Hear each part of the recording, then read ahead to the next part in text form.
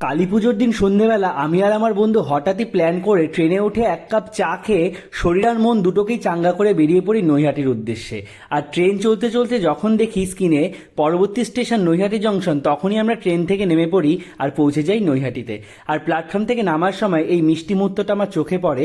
Sorry চেয়ে নিচ্ছি দাদা দিদিভাইয়ের কাছে যে আমি তোমাদেরকে না বলে এই ভিডিওটা করেছি। আসলে আমার এই মুহূর্তটা এত ভালো লাগছিল যে আমি ভিডিও না করে পারিনি। তো সেখান থেকে বেরিয়ে স্টেশনের একদম পাশে এই লাইটিং আর ডিজেটা দেখে মনটা তো আরও ভালো হয়ে গিয়েছিল। আর আমাদের তো একদম ঝাঁকানাকা লাগছিল, দেখতেই পাচ্ছ তোমরা। কিন্তু প্যান্ডেলে এতটাই লাইন ছিল, আমরা সেই প্যান্ডেলটা দেখতে পারিনি। কাছে থাকা এই প্যান্ডেলটা আর মায়ের দর্শন করে আমরা সেখান থেকে বেরিয়ে পড়ি। বেরোনোর সময় দেখতে পাই এই কাপেলগুলোকে, আর আমি আর আমার বন্ধু নিজেদের মধ্যে বলতে থাকি যে আমাদের অবস্থা কতটা খারাপ হলে আমরা দুই বন্ধু মিলে এখানে ঘুরতে এসেছি। দুঃখের কথা নয়, পরে অন্য কোনো ভিডিওতে বলবো। এখন চলো কয়েকটা প্যান্ডেল আর প্রতিমার দর্শন করে নিই। প্রথমেই চলে গিয়েছিলাম এই প্যান্ডেলটাতে, আর এই প্যান্ডেলের তো সবকিছুই ঘুরছিল, যেটা দেখে আমার আর আমার বন্ধুর দুজনেরই মাথা ঘুরছিল। আর ভিতরে ঢুকে তো দেখতে পাই মায়ের 5টা রূপ এখানে দেখানো হয়েছে।